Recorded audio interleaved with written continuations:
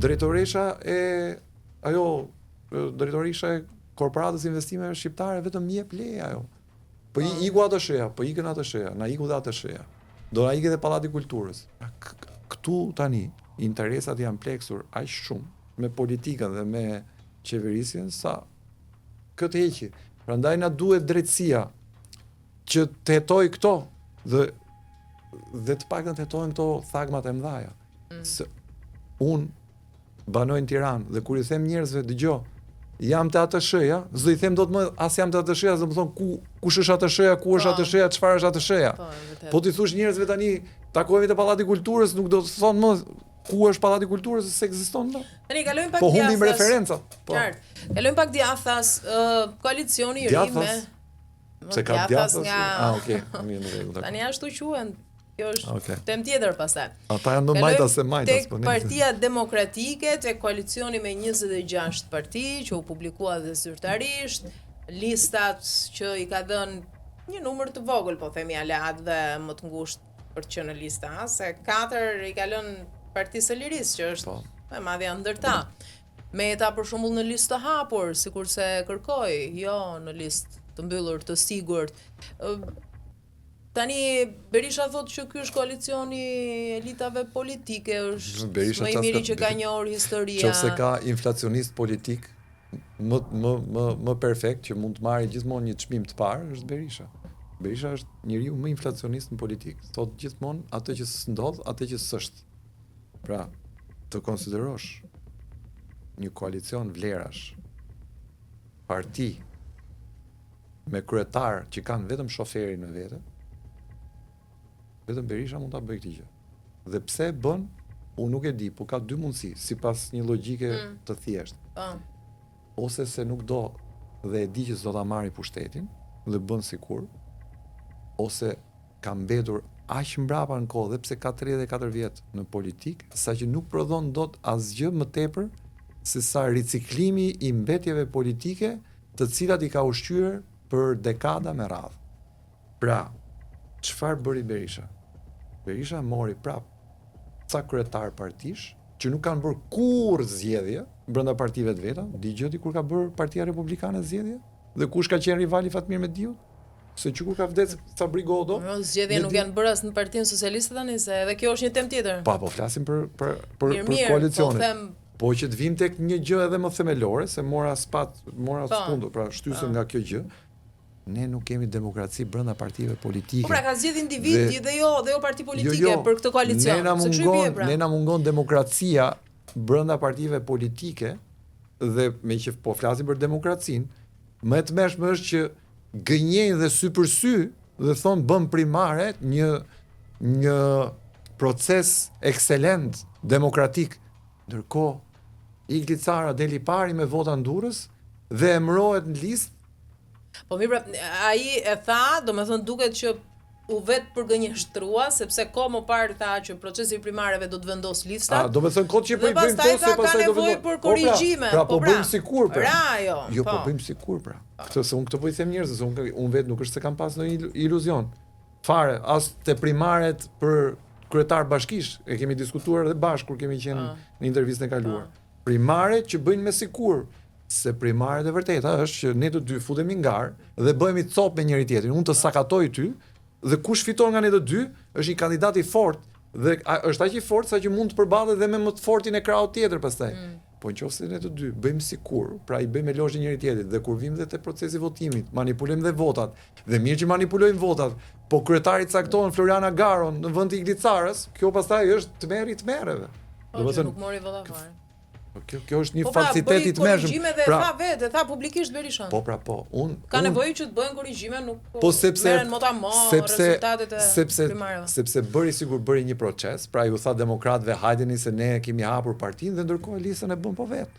Po ta shohësh listën deri te 15 që e parë në Tiranë, do kuptosh që Partia Demokratike është aq shumë e vjetër, është aq shumë e lodhur, është aq shumë e përtuar për të bërë politik, sa që thot ato mandate që na jep shporta e demokratëve që i kanë vota fikse, pra vota militantësh, ato do marrin edhe po hyjmë në parlament, po vazhdojmë ja 4 vjet. Këtu listat i ka hartuar dhe vazhdojnë të hartojnë kryetarët, si majta si djathtas. Fajin ja kanë demokratët që vazhdojnë dhe i ndjekin verbërisht mbrapa, sepse kjo lloj partie politike me interesa tërësisht personale dhe familjare duhet bojkotuar një ditë e më parë. Por ata e kanë me emotivitet dhe si thon dashuria edhe politike kur është nuk paragjykohet se flitet për ndjenja, është çështje tifozllëku dhe nuk mund do ti orientosh ndjenjat. Është çështje e brendshme, është thirrje e brendshme. E adhurojnë Berishën dhe Berisha mund të vëri aty dhe 100 drunj, pra në vend njerëzve të vendosi këta janë drujt kandidat, ata do votojnë Berishën, pra edhe për rrjedhoj dhe drujt. Kështu që në këtë sens, të kundërt e këtij nga krahu tjetër, vendos lloj-lloj pykash nga krahu i Ramës, lloj-lloj të korruptuarish, lloj-lloj ignorantësh, lloj-lloj mumjesh politike dhe prapë do votojnë Ramën. Atëherë betejë ku është këtu?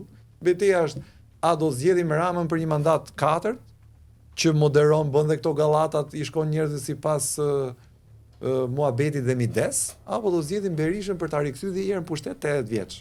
Do të thënë që bën sikur është i ri dhe bën sikur s'ka bërë ato që ka bërë. Dhe kjo është oferta politike që kanë shqiptarët. Dhe prandaj, më fal, që ti ta konkludoj, prandaj shumicën e sondazheve e fiton kush? E fiton Spaku, se shqiptarët mendojnë që janë aq pa shpresë, saqë vetëm nëpërmjet opozitën e vërtetë jo, vetëm nëpërmjet ndryrjes drejtësisë mund të frenohen këta që të bëhet një lloj ndryshimi pastaj. Dhe çfarë po ndodh? Tani politika duke ndjer këtë rrezik ka filluar thotë jemi republika e prokurorëve apo jemi republikë normale neve? Jo, nuk jemi republika e prokurorëve. Ne jemi republika e diktatorëve.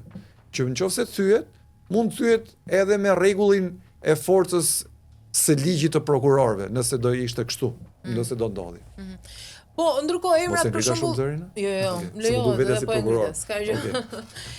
Ndërkohë, te procesi i primareve në PD për shembull, emrat që dolën më të votuar, i sheh realisht ata si më të mirët, më të pëlqyerit, më me integritet. Pra të përputhet kjo në po mirë, pra, në perceptimin tënd. Jo, nuk më takon. Për shembull, Jolida Tabaku, Iglit Sara, Ali Mehmeti, flas emrat që votuan shumë mirë. Për shembull, për Ilira Ali Mehmeti më kam mik. Nuk është se rrime të. Po e konsideroj mik për vlerat që ai ka, për statusin që ka. Po Ilira Ali Mehmeti nuk është një politikan. Pra Ilira Ali Mehmeti ka bindje të djatha, ka angazhim. Po mirë tani kish ti i ri dhe i pastër, kish ti politikan rraceve. Do ma lejosh që ta bëj për kufizimin se çfarë mendoj? Po patjetër. Pra Ilir Ali Mehmeti është një njeri absolutisht me vlerat më të larta profesionale dhe kreditet më të mëdha njerëzore, karakteriale dhe të integritetit. Por nuk është dot një politikan. Cilësitë e një politikani janë cilësitë e dikujt tjetër që ka një karizëm përtej vetes vet, pra përtej rrethit ngushtë. Dhe ne na mungon politikani i këtij profili. Prandaj ne rrotullohemi rreth dy njerëzve, rreth karizmës së Edi Ramës dhe rreth karizmës së Berishës. Dhe çfarë ndodh?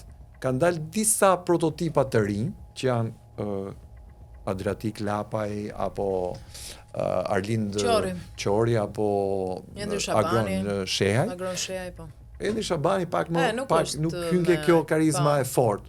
Ta të tre tjerët kanë një lloj karizme publike dhe i pëlqen njerëzve dhe çfarë ndodh është aq e hapur, pra ka aq shumë hapësirë se s'ka njerëz, sa njerëzit identifikojnë më njëherë personazhe të tilla, sikur janë dhe forca politike. Ta s'kan asnjëri nga mbrapa. Domethënë s'ka 2, 3, 4, 10. Janë personazhe me ca njerëz që i kanë qef këta dhe i kanë shkuar nga mbrapa se mos kapin në një vend edhe këta njerëz që shkojnë nga mbrapa. Pra dhe këto vetë nuk janë parti mirëfilli.